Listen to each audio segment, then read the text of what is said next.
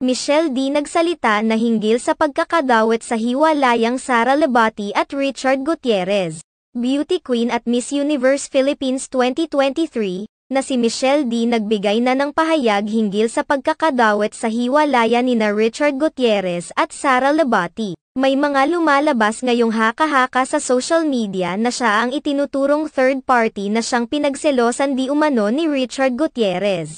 Ilang linggo na ring laman ng mga bali-balita at trending sa iba't ibang social media platforms ang hiwalayan issue nina Richard Gutierrez at Sara Lebati.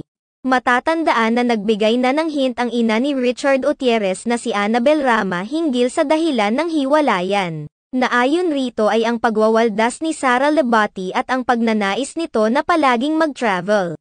Samantala may mga bagong lumalabas ngayon na balita na di umano may ibang kinahuhumalingan si Sara Lebati na siyang nagsisilbing third party sa breakup issue nila ni Richard.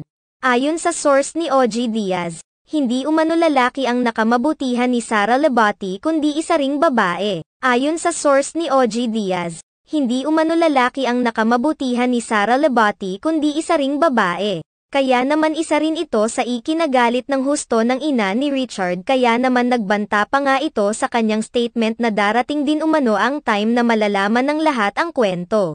Dahil sa pagsisiwalat na ito ni OG Diaz, nagsilabasan kaagad ang mga speculations na maaring ang beauty queen na si Michelle D ang tinutukoy ng source. Samantala kaagad naman na nakarating kay Michelle D ang rumor na ito at sa isang write-up, diretsahan na siyang nagkomento patungkol sa issue. Tila pinagtawanan lamang ng beauty queen actress ang nasabing balita. Halos hindi rin makapaniwala ni Michelle D sa balitang ito kaya naman natatawa na lamang siya. Sa parehong post pabiro namang nagkomento ang isang netizen, na sinasabing babaero kasi si Michelle D kaya naman nadadawat siya sa issue. Subalit muli lamang itong tinawanan ni Michelle at saka nag-reply ng mga katagang at least magaganda lahat.